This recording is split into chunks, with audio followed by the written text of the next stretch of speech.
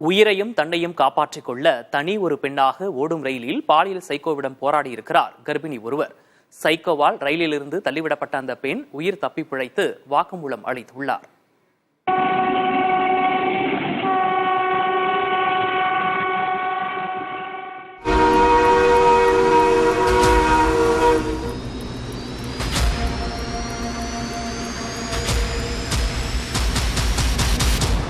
நான் கெஞ்சினுங்க, என் வயிற்றுல குழந்தை இருக்கு சொல்லிட்டு நான் செயின் இழுக்கிறதுக்கோசம் மேலே சீட்டு மேலே ஏறினேன்.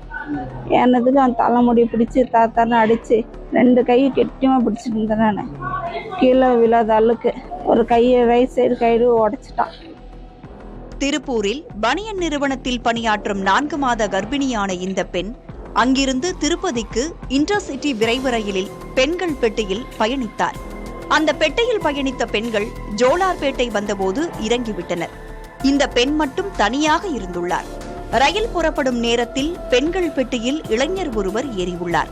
இது பெண்கள் பெட்டி என்பதால் இறங்குமாறு அப்பெண் கூறிய நிலையில் அடுத்த நிறுத்தமான காட்பாடியில் இறங்கிவிடுவதாக கூறியுள்ளார் அந்த நபர்.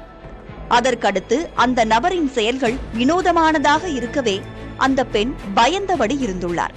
அப்போதுதான் அந்த நபர் தனது வேலையை காட்டத் தொடங்கியுள்ளார். அடுத்த அரை மணி நேரத்தில் அந்த நபர் செய்த கொடூரங்களை அந்த பெண்ணே புதிய தலைமுறைக்கு அச்சத்துடன் விவரித்துள்ளார். அவனோட ட்ரெஸ் எல்லாம் கழட்டிட்டு வந்தாங்க. வந்த உடனே என் ட்ரெஸ்ஸு கழட்டுறதுக்கு பார்த்தாங்க. நான் கெஞ்சினுங்க, என் வயிற்றுல குழந்தை இருக்கு, நான் இந்த மாதிரி பொண்ணு கிடையாது, நான் உனக்கு அக்கா தங்கச்சி இருக்கோல்ல, அதை நினச்சி கொஞ்சம் எதிர்பாரு, தயவு செஞ்சு வேண்டாம் தம்பி, இந்த மாதிரிலாம் பண்ணாத அன்ட்டு சொன்னேன். சொல்லிவிட்டு நான் செயின் இழுக்கிறதுக்கோசம் மேலே சீட்டு மேலே ஏறினேன்.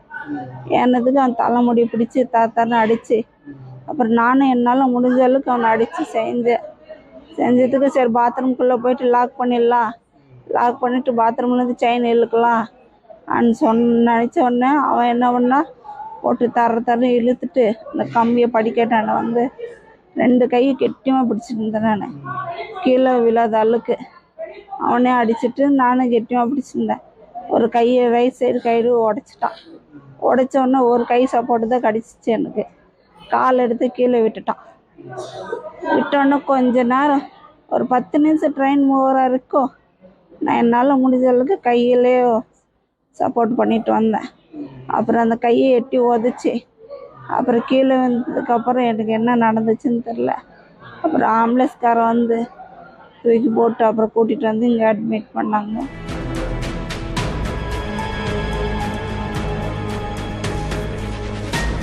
கேவி குப்பம் அருகே காவனூர் ரயில் நிலையத்திற்குட்பட்ட பகுதியில் ஜோலார்பேட்டை காட்பாடி தடத்தில் தண்டவாள பழுது பார்க்கும் பணி நடைபெற்று வருகிறது.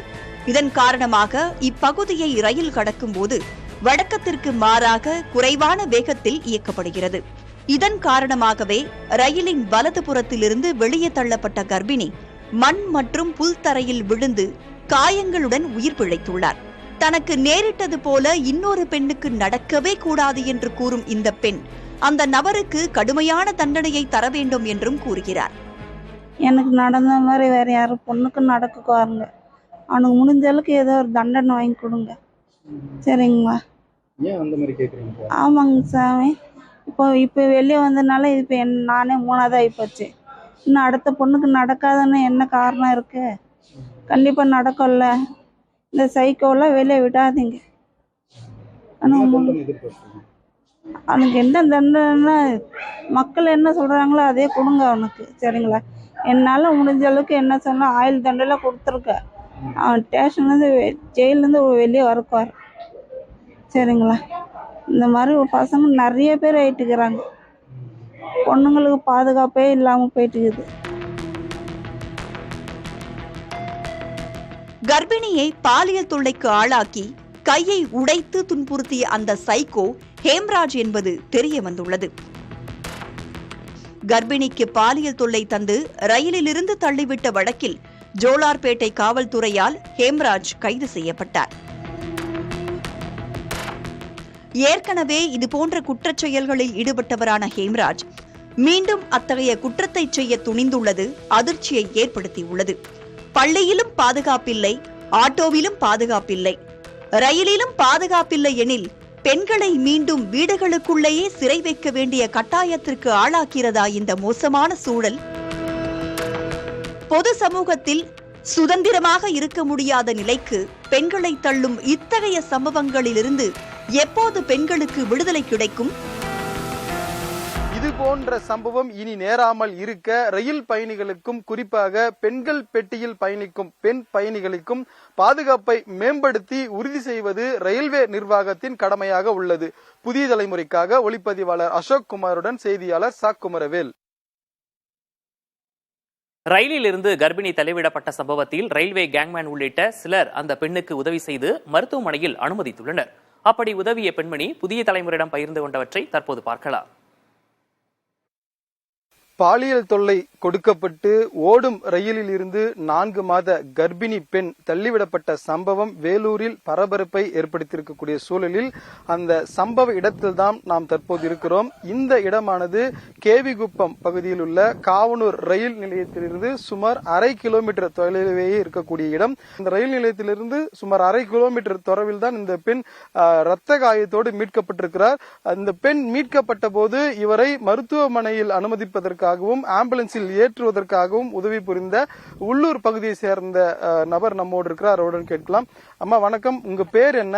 இது எப்படி தெரிய வந்துச்சு? என்ன எப்படி அவங்களை மீட் அமிச்சிங்க? நீங்க மீட்கிறப்ப அவங்க எப்படி இருந்தாங்க? பேர் லதாப்பா. இங்க ரயில்வேக்காரு காங்கிமேன் பாத்துட்டு இந்த பக்கம் ட்ரெயின் ட்ராக் பாத்துன்னு போறாரு இல்லையா, அது பாத்துன்னு போக சொல்ல குழந்தை விழுந்து இருந்ததை பாத்துட்டு எங்க வீடு பக்கம் தான் ஒரு கொஞ்சம் தொலைவே அங்க தண்ணி வாங்க வந்தாரு. என்ன தண்ணின்னு சொன்னா இந்த மாதிரி யாரோ வீண்டுக்கிறாங்கம்மா அப்படின்னு சொன்னாங்க. சரி வீண்டுக்கிறாங்கன்னு சொல்லவே நான் அவங்க கூடவே ஓடி வந்தேன். ஓடி வந்துட்டு பார்த்தா குழந்தை ரத்த காயத்தோட ஃபுல்லா தலையெல்லாம் அடி கை உடஞ்சி எலும்பு வெளியே தெரிஞ்சிச்சு, முட்டி விரிஞ்சு இதுவா தெரிஞ்சிச்சு, சுண்டு வரல, காலு அப்படியே கொஞ்சம் கிழிஞ்ச மாதிரி இருந்துச்சு. இப்போ துணியெல்லாம் ஃபுல்லா கிழிஞ்சு இருந்தது, முட்டியாண்டெல்லாம் சைட்ல கை இந்த இடுப்புக்கு கீழே ஃபுல்லாலாம் தேஞ்சு இருந்தது, கால் தொடையிலெல்லாம். சரின்னு சொல்லிட்டு அதுக்கப்புறம் தண்ணி கொடுத்து குழந்தைய உட்கார வச்சு அதுக்கு மேல பார்த்து ஆம்புலன்ஸ் கார் வந்த உடனே நாங்க ஏத்தி அனுப்பிட்டோம்.